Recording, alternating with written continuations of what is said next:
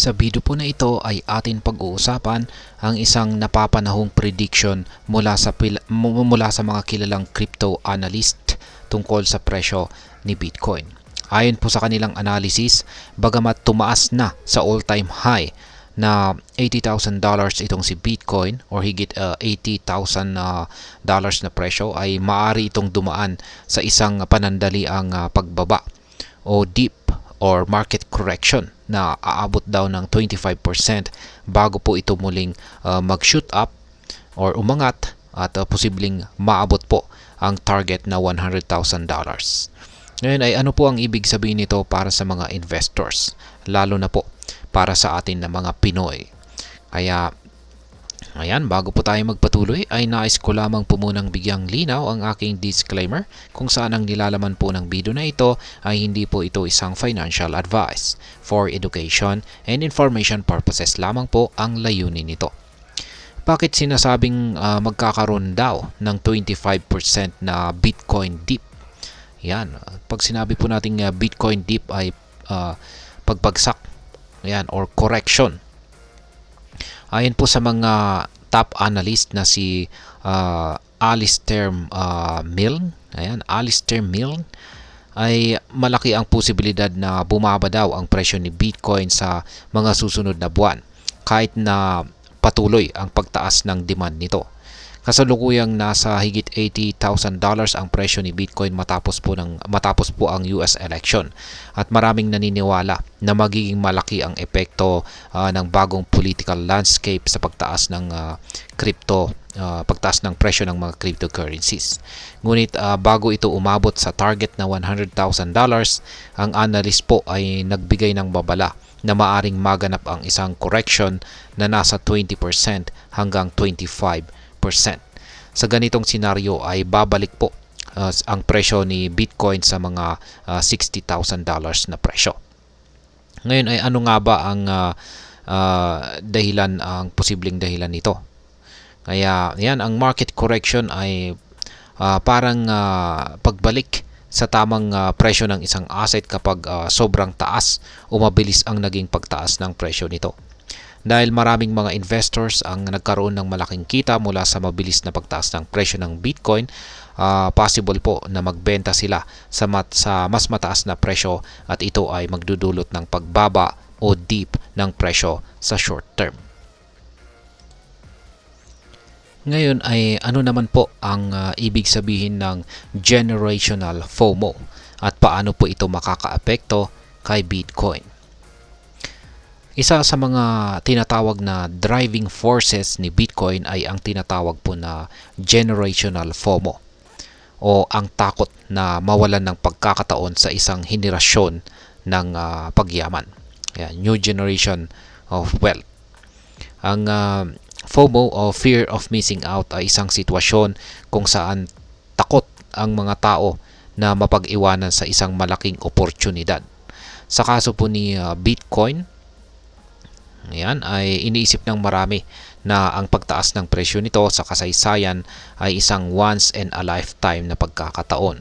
Kaya kapag umabot na sa mataas na antas ang presyo ni Bitcoin, maraming investors mula sa malalaking institution hanggang sa mga individual ang bibili para hindi mapag-iwanan. Sinasabi ng mga analyst na ang FOMO na ito ay maaring maging dahilan para patuloy na tumaas ang presyo ni Bitcoin lampas po sa presyong $100,000. Kapag umabot na sa mataas na antas, marami pang bibili dahil sa takot na maiwanan. Ayon po kay Milne, malaki ang epekto ng generational FOMO sa mga susunod na buwan, lalo na kapag bumalik ang presyo nito sa $100,000 o mas mataas pa. Yan, ano naman ang long-term projection para kay Bitcoin? Sa long-term ay naniniwala naman po si Ginoong John Van Eck, ang CEO ng Van Eck, na si Bitcoin ay may kakayahang umabot hanggang $300,000 na presyo. Ayon sa kanya, nakikita po niya si Bitcoin bilang digital gold o isang uri ng digital na ginto. Bakit nga ba ito ikinukumpara sa ginto? Sa kasaysayan, ang ginto ay kinikilala bilang matatag na store of value. Sa madaling salita, ang ginto ay isang uri ng asset na magagamit bilang store of value o taguan ng yaman. Ganon din itong si Bitcoin na ayon kay Ginoong Van Eck ay maaaring makaabot sa kalahati ng market value ng ginto sa buong mundo. Kung mangyayari ito, si Bitcoin ay posibleng umabot sa presyong $300,000. Ngunit ayon sa kanya, ito ay isang conservative o maingat na prediction. May mga mas optimistikong prediction na sinasabing posibleng lampasan pa ni Bitcoin ang $300,000 na target. Lalo na't patuloy na dumadami ang demand para dito sa mga institutions at retail investors. Ngayon ay ano naman po ang epekto nito sa atin bilang mga Pinoy crypto trader o investors. Kung mahalaga po ang prediction na ito para sa ating diskarte o plano sa pag-invest. Kung mangyayari ang 25% na pagbaba ni Bitcoin, maaaring magandang pagkakataon ito para bumili sa mas mababang presyo bago ito umakyat muli. Sa ganitong paraan ay makakabili po tayo ng Bitcoin sa mas abot kayang halaga at magkakaroon po tayo ng potensyal na kita sa oras na mag-skyrocket uli ang kanyang presyo. Ngunit hindi rin tayo dapat magpadalos-dalos.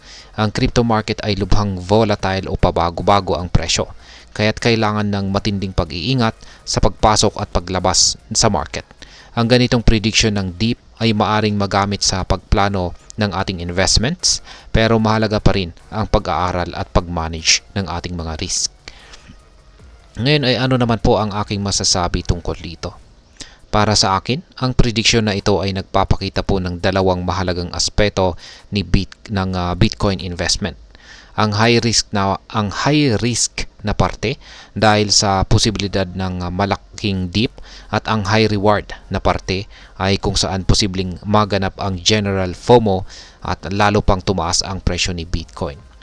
Ito po ay nagpapaalala sa atin na sa kabila ng mga bullish o positibong pananaw, laging may kasamang risk ang investment sa crypto. Kaya mahalaga na mag-invest ng may tamang kaalaman at tamang diskarte. At ayan, hanggang dito na lamang po tayo sa video na ito mga ka-crypto. Sana po ay inyong nagustuhan ang aking paliwanag sa video na ito. Kung inyo po itong nagustuhan, ay pakiclick lamang po ang like button nito. Marami pong salamat sa panonood. Ingat po tayo lagi at God bless po sa ating lahat.